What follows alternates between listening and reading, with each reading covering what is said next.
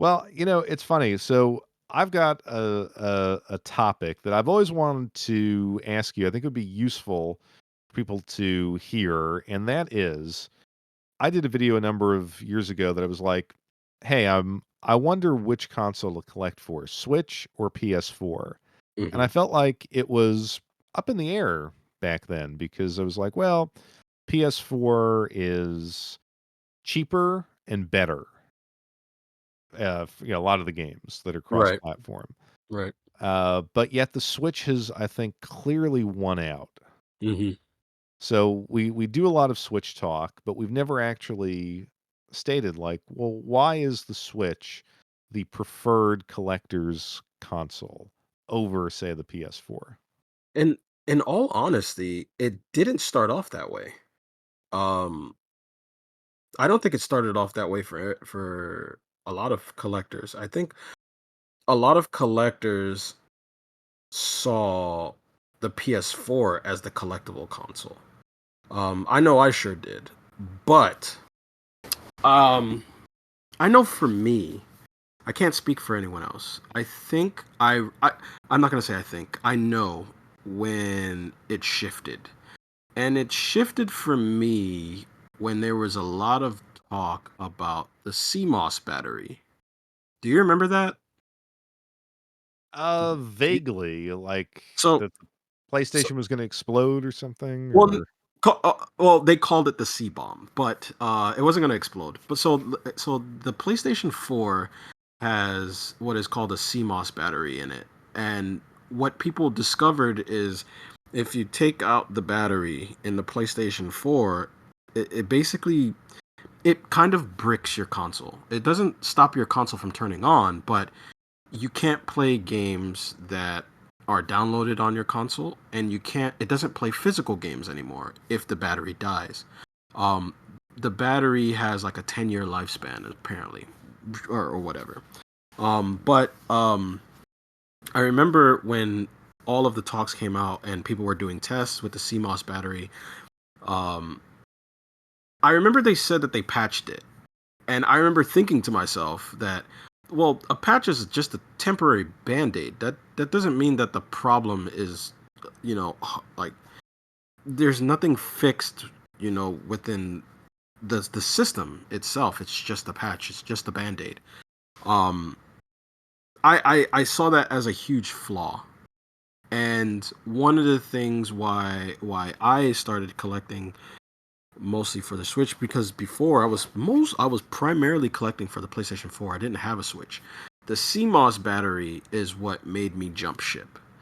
Um, I said, all right, I'm gonna get a Switch. What I'm going to attempt to do is I'm going to sell my PS4 collection, and I'm going to rebuy everything that I sold on the Switch. And that's how I started my Switch journey. Now the thing was is that I was really smart too at the time. I kept all the games I knew I could not find on the PS4. I knew that I wasn't going to be able to find everything, so I kept the rare stuff on the PS4 that I decided I was going to keep, and then rebuy everything on the Switch. Um, I think, in my opinion, that games being on that little card, that proprietary card that the Switch has, it feels like a cartridge. It feels like it's going to last longer than a disc would. It feels like you're getting a full game. Do I know that's what it is for sure? Not really, no. But that's what it feels like. It just feels more secure to me. And I think that a lot of people probably have the same notions, is that the cartridge feels more secure than a game disc, because a lot of the times nowadays, I think when you put in a game in your PS4 or your PS5, I think it installs now, right? yes, Is that definitely. what it has to install, and then it has to download stuff. With the Switch, I actually started doing this. So whenever I buy a new Switch game and I put it into my Switch, whenever it doesn't have an automatic update, I take a sticky, like a colorful sticky, I don't know, like a sticky label, and I wrap it around the spine. So it always tells me that this game never needed an update. So I label all my games like that. That is Um, fascinating. I don't know if anybody else does that, but I do that. Like There I recently. there's a girl on YouTube, and I forget her, screen name. It's like Oribology or Mhm. Oribology, something like that, and she has been talking about that, like, which games are absolutely complete, and she includes that, like, in her reviews and also, like, variants of each one, like, I guess, if they update a little card across the print run, she'll Ah, say, like, if it has this serial number, then it's complete, or then it has this extra DLC, and so she'll find, like, even on ones that are quote unquote complete, she'll find the most complete version. oh, So, I have to check this out because. yeah, I mean, it's not like the essence of her channel, like, she just more of like an kind of an interesting collecting channel, but she's got a big Switch collection, and she does talk about that, and I'm like, "Oh, that's something I should have thought of," and obviously, hey, you've done it too. Yeah. Yeah, yeah, I went to my nearest Walgreens and bought like colorful sticky labels. And whenever I bought, like, I recently, like, what's it called? Slave Zero X. When I popped it in, it didn't need an update. It worked right away. So I put a little sticky note, well, not a sticky note, but a sticky label right on the spine, so that Ha you know. have you encountered games where it initially didn't need an update, but then an update came? Or is Yeah, not needing an update like, "Okay, this is finished and you'll never have to worry about it"? yeah. I'm trying. I don't remember what games they are, but that has happened on like two different occasions. Like, I think actually no. You know what game I think it is? I think it was Streets of Rage 4.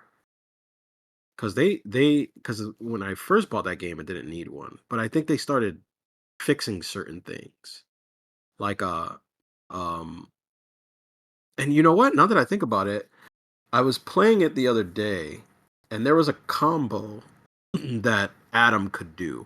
But I noticed when I try to pull it off, it doesn't allow you to do that anymore. So yeah, definitely. That game didn't have an update before, but now it probably did.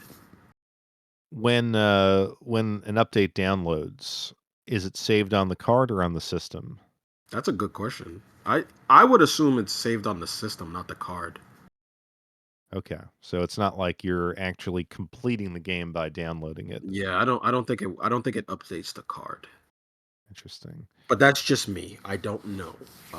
But I don't know what do you think? Cuz me personally, when I buy Switch games, it's because I feel like they're more complete than actual disc is now. Because remember that whole debacle too with I think it was a Capcom game where people were discovering that the whole data wasn't on the disc, and Yeah, what game was that? I can't um, I recall that. I think it was was it Marvel versus Capcom 3 maybe, or Street Fighter 4? It was one of those. But people were discovering that the whole game wasn't on a disc, and it was playing from the down, like when it installed, it was really downloading something onto the console. So it's like Yeah. your disc was more or less a key than the actual game. Yeah, and it's been that way, from the PlayStation 4 days till now. So Yeah. I mean, I think you summarize it. Like, I wasn't connecting the CMOS battery issue to, like, oh wow, I should stop collecting for the PS4 and start buying for the Switch. I mean, I remember that happening. Hmm. It wasn't necessarily the tipping point for me, but I understand how it absolutely could have been for a lot of people. All things being equal, I would actually prefer a lot of the Switch library on the PS4 because it'll run better. Yeah. But I guess for me, it was just seeing like the community of releases, if you want to call it that, that just the Hmm. releases started getting more and more interesting for the Switch as the PS4 got older. And I don't know, I think the PS4 faded. Yeah, Now, the for sure. PS5, like, I will admit, it's a nice experience playing PS4 games on the PS5. I'm not sure if there's 100% compatibility, but hey, basically, pop in the game, you gotta plug in, like, a external hard drive, and if you get one of those NVMe external hard drives, Mhm. an extra terabyte, put the games on there, load times are completely diminished, it looks great, sounds great, so that's not a bad option, but I don't know, I just at some point, it was clear to me that the hobby was moving towards the Switch, and I guess, went with that.